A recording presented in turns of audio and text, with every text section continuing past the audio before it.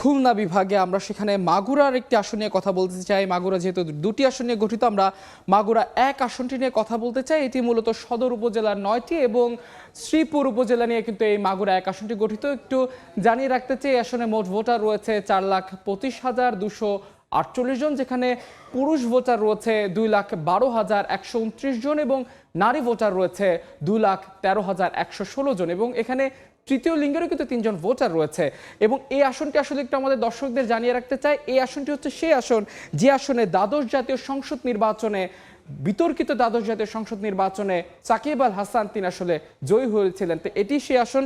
এই আসনটি থেকে আসলে প্রতিদ্বন্দ্বিতা যারা করছেন, বিশেষ করে বিএনপির পক্ষ থেকে আসন থেকে লড়ছেন মোহাম্মদ মনোয়ার হোসেন খান। তিনি আসলে এই মাগুরা জেলা বিএনপির সাবেক সদস্য সচিব হিসেবে দায়িত্ব পালন করছেন এবং দাঁড়িপাল্লা প্রতীকে লড়বেন আব্দুল মতিন। তিনি আসলে এই মাগুরা জেলা জামাতের সাবেক সেক্রেটারি হিসেবে আমির হিসেবে দায়িত্ব পালন করেছেন এবং হাত পাখা প্রতীকে লড়ছেন নজরুল ইসলাম। তিনি আসলে এই ইসলামী আন্দোলন বাংলাদেশ অর্থাৎ মাগুরা জেলা ইসলামী আন্দোলন বাংলাদেশের সহসভাপতি হিসেবে দায়িত্ব পালন করেছেন। এছাড়া এই আসনটি থেকে লড়বেন ডাক্তার খলিলুর রহমান গণ অধিকার পরিষদ থেকে, শম্পা বসু বাংলাদেশ সমাজতান্ত্রিক দল থেকে, কাজী রেজাউল হোসেন তিনি বাংলাদেশ কংগ্রেস থেকে লড়বেন, জাতীয় পার্টি থেকে একজন প্রার্থী লড়বেন, তিনি হচ্ছেন জাকির হোসেন।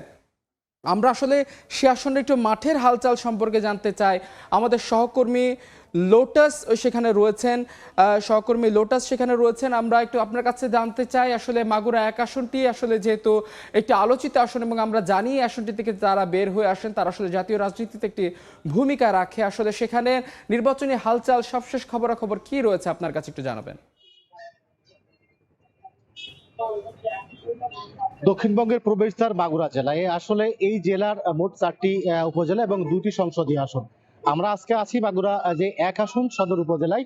এই সদর এবং শ্রীপুর উপজেলা নিয়ে গঠিত আমাদের এই মাগুরা এক আসন। এখানে আসলে মোট আপনারা যে দেখছিলেন যে মোট 8 জন প্রার্থী প্রতিদ্বন্দ্বিতা করছেন। তো আসলে আমরা ভোটারদের সাথে আমরা কথা বলেছি, আসলে তারা এমনটাই বলছেন যে এই আসলে 8 জন প্রার্থী হলো, কিন্তু এখন পর্যন্ত তারা ভাবছেন যে মোট বিএনপি এবং জামাত এই দুই প্রার্থীর মধ্যে কিন্তু প্রতিদ্বন্দ্বিতা হবে। তা আমি ভোটাররা আসলে যেমনটি বলছিলেন যে এই আসনটিতে বিএনপির যিনি মনোয়ার খান আছেন তিনি ব্যক্তি ইমেজ তার ভালো এবং তিনি মানুষের বিপদে আপদে কিন্তু তিনি বিভিন্ন সময় সহযোগিতা করেছেন এবং তার দিকে এই ভোটাররা যারা আছে তারা আসলে সেই দিকে ঝুঁকবে বলে তারা আশা করছেন। এবং অন্যদিকে জামায়াতে কিন্তু আসলে পিছিয়ে তারা সুশৃঙ্খল ভাবে তারা বিভিন্ন পাড়া মহল্লায় তারা কাজ করছেন, নারী ভোটারদের কাছে যাচ্ছেন, তারা চেষ্টা করছেন নারী ভোটারদের কাছে। আসলে আরেকটা বিষয় জানিয়ে রাখি যে এই মাগুরাতে কিন্তু প্রতিটা গ্রামে প্রতিটা ইউনিয়নের সামাজিক দল আছে। সেই সামাজিক দলের কিন্তু সেই দলে কিন্তু জামায়াত বিএনপি সহ অন্যান্য দলের কর্মীরাও সেখানে সেই সামাজিক দলে আছে। সেই সামাজিক দলের যে সিদ্ধান্ত মোতাবেকই কিন্তু আসলে